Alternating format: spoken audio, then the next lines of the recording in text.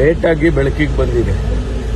ಡಿಸೆಂಬರ್ನಲ್ಲಿ ಮತ್ತು ಜನವರಿನಲ್ಲಿ ಆಗಿರ್ತಕ್ಕಂಥ ಘಟನೆ ಅದು ಯಾರಿಗೂ ಗೊತ್ತಾಗಿಲ್ಲ. ಆಮೇಲೆ ಅವ್ರು ಯಾರು ಎಲ್ಲೂ ಕಂಪ್ಲೇಂಟ್ ಕೊಡೋದಾಗ್ಲಿ ಅಥವಾ ಹೇಳ್ಕೊಳ್ಳೋದಾಗ್ಲಿ ಮಾಡಿಲ್ಲ. ಈಗ ಬಂದು ಕಂಪ್ಲೇಂಟ್ ಕೊಟ್ಟಿದ್ದಾರೆ. ಇಮಿಡಿಯೇಟ್ ಆಗಿ ಅವರು 5 ಜನರನ್ನು ಕೂಡ ಅರೆಸ್ಟ್ ಮಾಡಿದ್ದಾರೆ. ಮುಂದಿನ ಕ್ರಮ ಕಾನೂನಿನ ಪ್ರಕಾರ ಏನು ಕ್ರಮ ತಗೋಬೇಕು ಪಾಕ್ಸೋನಲ್ಲಿ ಬಂದರೆ ಅದನ್ನ ಕಮಿಷನರು ಅಥವಾ SP ತಗೊಳ್ತಾರೆ. ಸರ್ ಕರೆದು ಒಂದು ಸಭೆ ಮಾಡಬಹುದಲ್ವಾ ಸರ್? ಸಾಕಷ್ಟು ಸಭೆಗಳನ್ನು ಮಾಡಿದ್ದೀವಿ. DCM ಅವರು ಮಾಡಿದ್ದಾರೆ.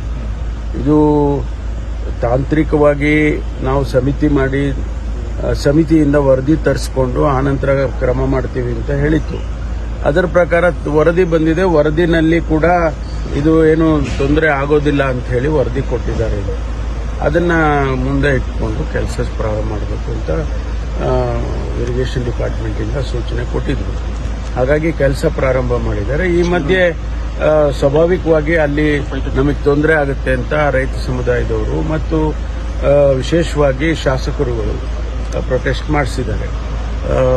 ನಾನೀಗ ತುಮಕೂರಿಗೆ ಹೋಗ್ತಾ ಇದ್ದೀನಿ. ಅಲ್ಲಿ ಹೇಮಾವತಿ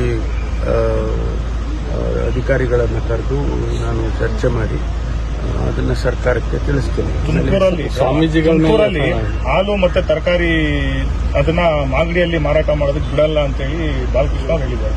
ನನಗೆ ಗೊತ್ತಿಲ್ಲ, ಇಷ್ಟೊಂದು ದ್ವೇಷದ ಮಟ್ಟಿಗೆ ಇಲ್ಲ, ಅದು ನನಗೆ ಗೊತ್ತಿಲ್ಲ. ಒಬ್ಬರೊಬ್ಬರು ಶಾಸಕರುಗಳು ಸಂಯಮದಿಂದ ಹೋಗಬೇಕಾಗ್ತದೆ. ಆದರೆ ಆ ರೀತಿ ನನ್ಗೆ ಗೊತ್ತಿಲ್ಲ. ಅದು ಹೇಳಿಕೆ ಬಂದಿದೆ, ನಾನು ನೋಡೋಣ. ಸರ್, ಸ್ವಾಮೀಜಿಗಳ ಮೇಲೆ FIR ಹಾಕಿದ್ದಾರೆ ಅನ್ನೋಂಥದ್ದು ವಿರೋಧ ಇದೆ. ನೋಡ್ಬೇಕು. ನಾನೀಗ ಅದಕ್ಕೆ ಹೋಗ್ತಾ ಇದ್ದೀನಿ. Yes sir, thank you sir.